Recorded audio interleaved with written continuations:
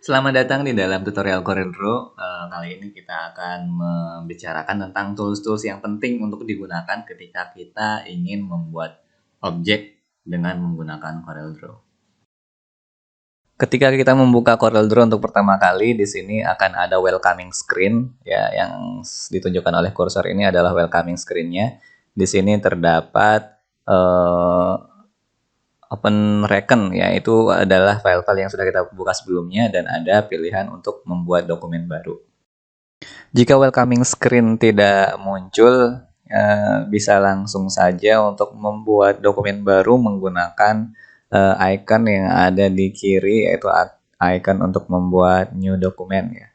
Di situ ada icon new atau Ctrl N.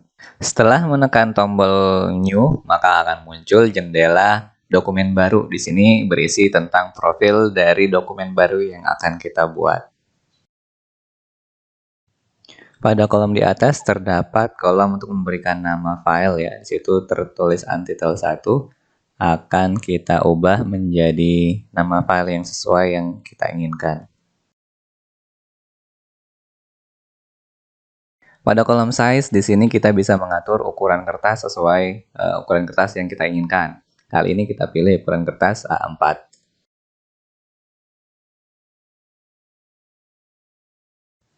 Kolom width menunjukkan lebar kertas yang akan kita gunakan, dan kolom height menunjukkan tinggi kertas yang akan kita gunakan. Tapi kalau sudah menentukan ukuran kertas, kedua hal tersebut bisa diabaikan saja. Icon yang berada di sebelah kanan height itu digunakan untuk mengatur orientasi kertas, ya. Kita bisa mengatur orientasi kertas landscape atau portrait. Pada kolom primary color mode, di situ menentukan warna primer yang akan kita gunakan. Pilihannya ada RGB atau CMYK. Warna RGB tersebut berfungsi untuk menampilkan warna digital atau yang ditampilkan melalui desktop atau melalui layar seperti itu. Sedangkan warna CMYK itu digunakan untuk hasil cetakan atau ketika kita ingin mencetak sesuatu. Kenapa? Karena warna CMYK itu merupakan warna yang digunakan di printer seperti itu. Jadi kalau kita menggunakan warna RGB, nanti yang keluar itu hasilnya bisa berbeda kalau kita mencetak. Tapi kalau kita menggunakan CMYK, akan sesuai dengan hasil cetakan. Tapi kali ini karena kita tidak mencetak hasilnya, maka gunakan warna RGB terlebih dahulu, seperti itu. Pada kolom resolusi, di situ 300 dpi itu adalah resolusi dari gambar yang akan kita hasilkan, atau 300 dot per inci. Biarkan saja seperti itu. Untuk pengaturan yang lain, biarkan saja seperti apa adanya di sana, tidak usah diubah yang lain. Kemudian kalau sudah, klik OK. Setelah OK, nanti akan muncul lembar kerja. Ini adalah lembar kerja dari CorelDRAW. Kita akan mengolah objek yang akan kita buat di dalam lembar kerja ini. Kemudian di atas ada ruler.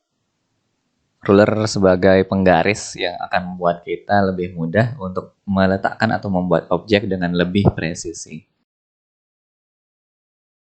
Kemudian di sebelah kiri terdapat toolbar atau bar yang menampung tools-tools yang akan kita gunakan nanti. Di sini ada banyak tools, tapi kita akan fokus kepada beberapa tools saja yang penting untuk digunakan ketika kita ingin membuat objek di dalam CorelDRAW. Yang pertama adalah rectangle tool. Rectangle tool ini kita gunakan untuk membuat kotak atau membuat box bersegi 4. Kemudian untuk menggunakan rectangle tool, pilih rectangle tool, klik kiri, kemudian klik tahan dan tarik sesuai dengan ukuran yang diinginkan. Jika ingin membuat ukuran persegi sama besar dengan sisi sama panjang, tekan tahan tombol Ctrl, kemudian drag. Jika sudah sesuai, lepas, klik kiri. Sudah terbentuk kotak, ya, seperti ini. Kemudian jika kita ingin mengubah atau manipulasi kotak tersebut, pilih Pick Tool. Pick Tool ini bisa digunakan untuk memilih objek, mengubah ukuran objek, atau melakukan rotasi pada objek. Setelah memilih Pick Tool, kemudian kita bisa mengubah posisi objek dengan cara klik tahan pada objek tersebut, kemudian digeser. Kemudian untuk merotasi, klik sekali pada objek. Kemudian ketika 9 tanda titik di sekeliling objek sudah berubah menjadi tanda panah seperti ini, pilih salah satu tanda panah yang ada di ujung, kemudian geser untuk merotasikan objek.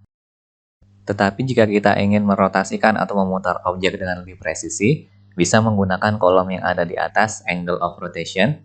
Isikan saja berapa derajat kita ingin memutar objek kita, seperti itu. Jika ingin mengembalikan ke posisi semula, isikan 0 derajat. Kemudian jika ingin kembali ke mode mengubah ukuran, klik sekali pada objek. Kemudian kita bisa menggeser 9 titik yang ada di sekeliling objek untuk mengubah ukuran objek tersebut. Tetapi jika kita ingin mengubah ukuran dengan lebih presisi, bisa menggunakan kolom yang ada di atas untuk mengubah ukuran secara presisi. Seperti itu akan berubah ukurannya. Tapi di situ karena kita sudah mengklik lock ratio, ukuran panjang dan lebar akan berubah berbarengan. Jika kita sudah mengunlocknya, maka yang berubah hanya ukuran yang kita ubah saja, misalnya lebar saja atau tinggi saja, seperti itu. Kemudian fungsi lain dari Picktool adalah kita juga bisa menggandakan objek tanpa menggunakan copy paste. Caranya adalah kita melakukan klik kiri, tahan, kemudian kita geser, kemudian sebelum melepaskan klik kiri kita klik kanan, ya. Akan terbentuk dua objek. Klik kiri, tahan, geser, klik kanan, ya. Seperti itu akan terbentuk dua objek. Tool berikutnya yang kita gunakan yaitu tool untuk membuat lingkaran. Di sini sebutannya adalah ellipse tool, ya. Ellipse tool ini digunakan untuk membuat lingkaran, sama saja seperti membuat kotak tadi, tinggal diklik dan geser. Jika ingin membuat lingkaran dengan jari-jari sama besar, tekan tahan kontrol sambil mendrag lingkaran tersebut.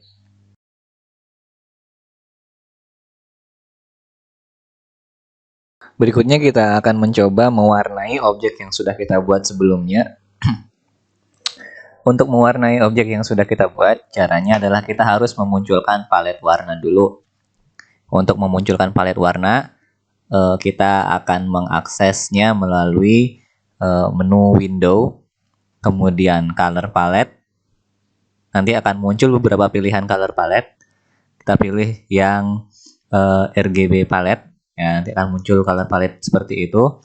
Color palette ini bisa kita ubah posisinya dengan mendrag titik 3 di bawah, kemudian bisa kita pindahkan. Coba kita pindahkan ke sebelah kanan, ya. Bisa juga kita melihat color palette yang lain, misalnya di sini ada Pantone Go Create, ya. Kita coba, ada juga Pantone Fashion, kita coba yang Pantone Go Code, ya. Di situ ada beberapa pilihan warna dengan gradasi yang komplit. Kemudian untuk melihat pilihan warna yang lain, klik tanda panah di bawah, ya. Nanti akan muncul beberapa pilihan warna di dalam palet warna tersebut. Untuk mewarnai, klik pada objeknya, kemudian pilih salah satu warna, kemudian klik kiri pada warna tersebut. Ya, seperti itu, kotaknya sudah berubah warna menjadi warna merah. Kita coba dengan warna yang lain, ya, warna kuning. Jika palet warnanya belum cukup dan kita masih ingin menggunakan warna yang lain yang tidak ada di palet, kita bisa dengan cara mengklik warna tersebut dan tahan. Nanti akan muncul gradasi dari warna tersebut dari terang hingga gelap. Kita bisa memilih banyak pilihan warna dari gradasi tersebut. Kemudian jika kita ingin mewarnai objek yang sudah kita buat dengan warna gradasi misalnya. Kalau yang tadi kan kita memilih warna satuan. Jika kita ingin mengkombinasikan warna atau menggradasi, pilih objeknya, kemudian pilih Interactive Fill Tool. Untuk menggunakan Interactive Fill Tool ini mudah saja, tinggal diklik, tahan, dan drag. Seperti itu akan muncul gradasi warna. Untuk mengubah warna yang digradasikan, pilih kotak yang ada di pangkal tanda panah tersebut, kemudian pilih warna yang akan digradasikan. Misalnya di sini kita gunakan warna biru muda, ya. Kemudian kita pilih warna yang menjadi pasangannya pada kotak di ujung panah tersebut. Ya, di sini kita coba memilih warna pink. Kemudian kita bisa mengubah arah dan jarak gradasinya dengan menggeser garis gradasi tersebut. Lalu bagaimana jika kita ingin mengubah garis atau outline dari objek yang sudah kita buat ya? Misalnya di sini untuk yang kotak kuning, outline-nya berwarna hitam. Caranya adalah pilih pick tool, pilih objek yang akan kita ubah garisnya, kemudian klik kanan pada palet warna. Perhatikan bahwa warnanya berubah sesuai warna yang kita klik, warna outline-nya ya. Klik kanan, warnanya menjadi hitam, klik kanan di pink, warnanya menjadi pink. Tapi di sini tidak terlalu terlihat perbedaannya ya. Nah, kemudian pada kotak di atas tersebut kita bisa mengatur ketebalan lainnya. Misalnya di sini gunakan 2 saja ya, 2 mili. Ya, terlihat perbedaannya ya. Terdapat garis di luar objek yang sudah kita buat. Sekarang garisnya berwarna biru, berwarna kuning ya. Seperti itu cara untuk mengubah outline garis dari objek yang sudah kita buat. Berikut ini akan kita coba untuk mengelola urutan atau tumpukan dari objek-objek yang sudah kita buat. Di sini bisa kita lihat kotak berwarna kuning tersebut ditindih oleh kotak berwarna biru dan lingkaran yang bergradasi. Cara untuk mengubah urutan objek tersebut, pertama kita pilih objek yang akan kita ubah urutannya, klik kanan. Ya, nanti pilih order. Kemudian jika kita ingin mengubah ke belakang, maka pilih back one. Sekarang lingkaran bergradasi kita sudah berada di belakang lingkaran yang tidak berwarna. Bisa dilihat garis outline dari lingkaran yang tidak berwarna ada di depan garis lingkaran yang bergradasi. Kemudian bisa juga dengan cara tekan dan tahan Ctrl plus back down. Maka nanti objek kita akan berpindah ke belakang sekali lagi. Kali ini lingkaran gradasi kita sudah berada di belakang kotak berwarna biru. Kemudian Ctrl back down sekali lagi, dan dia akan berpindah ke belakang sekali lagi. Kali ini berada di belakang kotak berwarna kuning. Lalu bagaimana jika kita ingin mengubah posisinya menjadi lebih atas? Ya, maka yang kita lakukan adalah dengan menekan Ctrl plus back up. Sekali lagi, Ctrl plus back up. Nah, seperti itu. Kali ini kita warnai lingkaran kita biar kelihatan bedanya. Ctrl back up ke atas, Ctrl back down ke bawah, seperti itu. Kita juga bisa mengubah posisi objek berdasarkan objek tertentu. Misalnya jika kita ingin mengubah si lingkaran gradasi agar langsung berada di depan lingkaran berwarna biru. Caranya adalah dengan memilih objek yang ingin kita pindahkan, klik kanan, order, kemudian kita pilih in front of, yaitu adalah untuk memindahkan objek ke depan suatu objek tertentu. Kemudian pilih objek tujuannya. Sekarang lingkaran gradasi sudah berada di atas lingkaran berwarna biru. Berikutnya kita akan melakukan hal yang sebaliknya. Berikutnya kita akan memindahkan suatu objek ke belakang objek lainnya. Caranya adalah dengan klik kanan, kemudian order, behind, dan pilih objeknya. Sekarang lingkaran gradasi kita sudah berada di belakang objek berwarna kuning yang kita pilih. Tapi bagaimana jika objek yang akan kita pindahkan posisinya itu tertutup oleh objek yang lain, sementara kita tidak boleh menggeser objek yang menutupinya? Ya, ada cara sendiri untuk melakukannya. Caranya adalah dengan memilih menu window, kemudian dockers, kemudian pilih object manager. Nah, nanti akan muncul jendela object manager seperti yang ditunjuk oleh kursor. Di situ tertulis spek 1 menunjukkan halaman yang aktif. Kemudian ada layer 1. Jika kita buka, di situ berisi daftar objek-objek yang sudah kita buat sebelumnya. Urutan objek di dalam layer ini juga sesuai dengan urutan objek yang sudah kita buat. Misalnya di sini saya memilih rectangle kuning ya. Rectangle kuning itu kalau di objek sebenarnya tertutup oleh kotak berwarna merah. Jika kita pindah ke atas kotak berwarna biru, maka gambar kita juga akan berpindah ke atas kotak berwarna biru seperti itu. Nah, di sini ellipse berada di posisi paling atas. Jika kita tarik ke paling bawah, maka dia juga akan mengubah posisinya ke posisi paling bawah. Melalui object manager ini kita juga bisa memilih dua objek yang berbeda dan memindahkannya bersamaan seperti ini ya. Caranya adalah klik objek pertama, misalnya kotak berwarna kuning, kemudian tekan Ctrl, klik objek kedua, kemudian tinggal digeser saja seperti itu.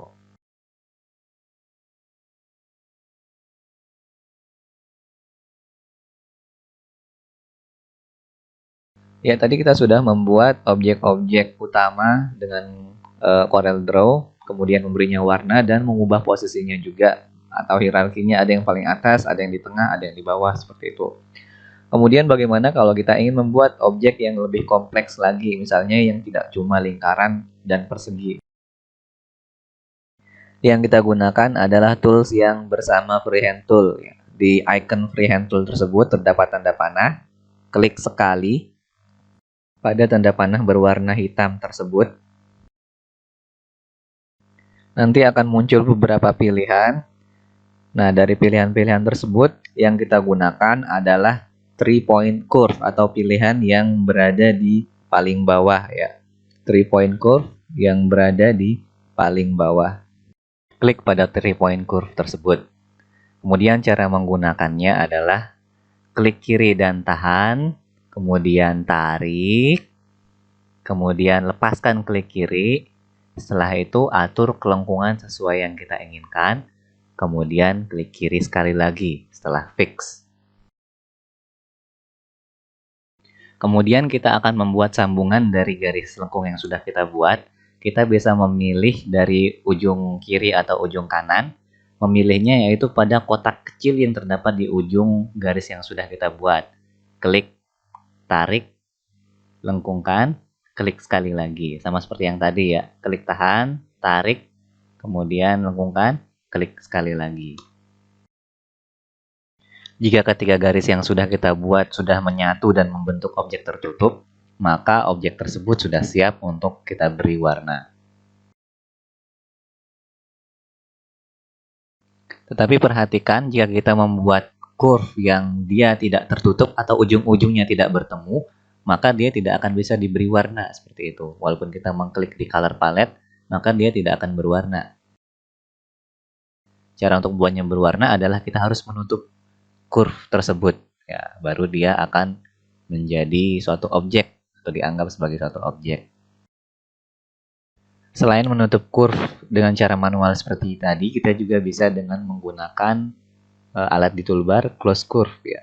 Dan dia akan tertutup secara otomatis seperti itu.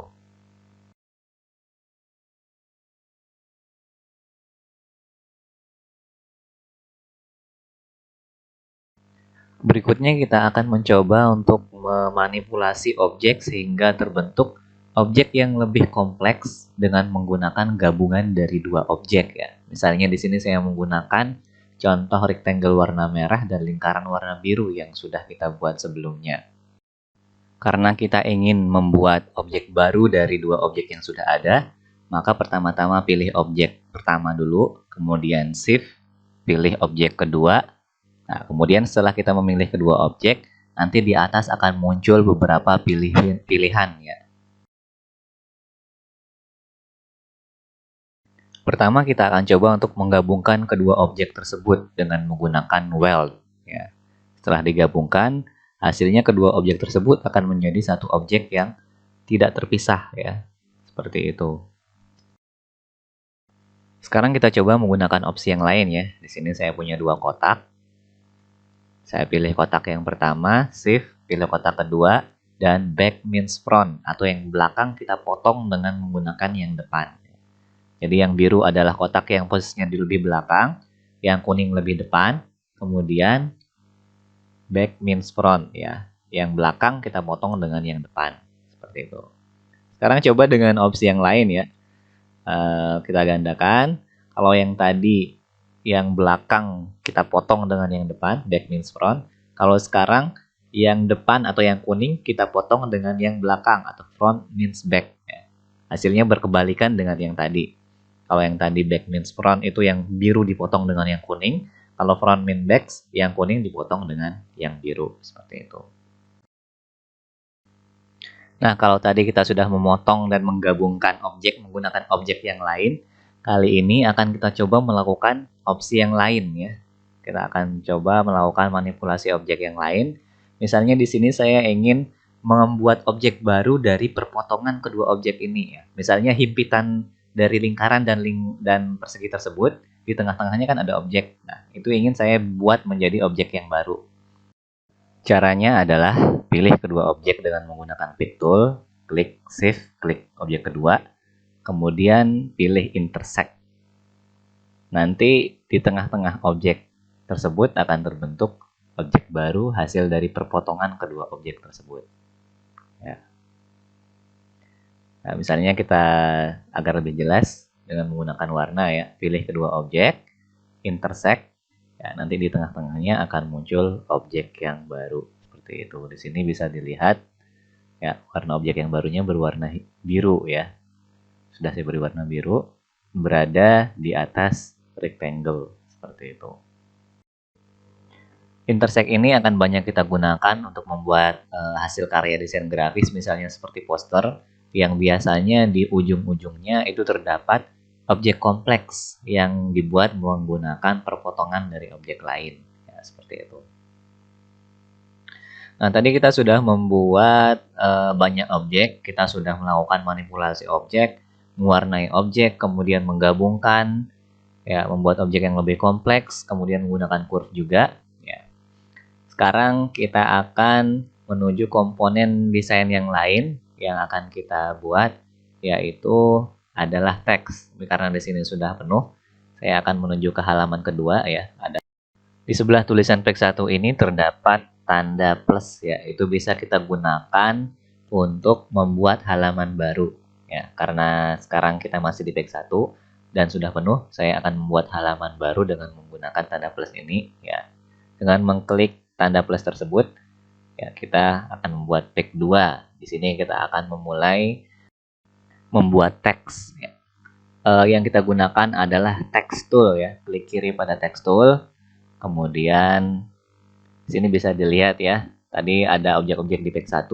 Ketika mengklik ya, akan muncul layar baru di page 2. Menunjukkan bahwa kita sudah berpindah page ya, seperti itu.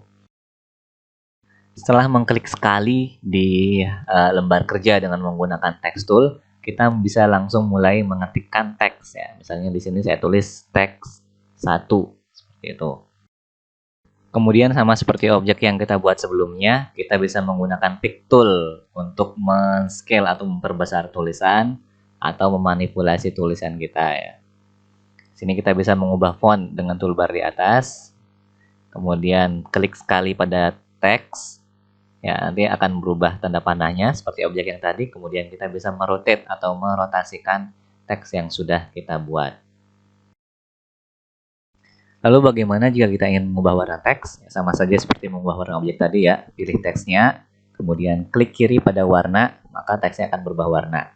Dan begitu juga dengan outline, klik kanan pada warna, maka outline teks juga akan berubah. Nah, tapi untuk mengatur pilihan outline, itu kita menggunakan menu yang ada di bawah kanan. Untuk pengaturan warna dan ketebalan outline, menggunakan box yang ada di sebelah gambar pulpen ya. Klik double.